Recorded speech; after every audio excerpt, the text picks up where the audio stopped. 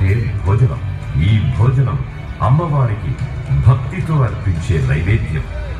కొత్త మట్టి కుండను పసుపు కుంకుమ బొట్లతో అందంగా అలంకరించి దాంట్లో అన్నములు వేసి ఆ కుండ చుట్టూ వేపకొమ్మలను ఆకులను కట్టి దానిపైన మరో చిన్న కుండను, ఆ పైన మట్టి ప్రమిదలో దీపం పెట్టి ఎంతో భక్తి శ్రద్ధలతో బోనం కుండను తయారు చేస్తారు. ఆడబిడ్డలందరూ కొత్త వస్త్రాలు ధరించి ఎంతో నిష్ఠగా వాటిని తలపైకెత్తుకొని సామూహికంగా కలిసి అమ్మవారి గుడికి ఊరేగింపుగా వచ్చి బోనాలను సమర్పిస్తారు.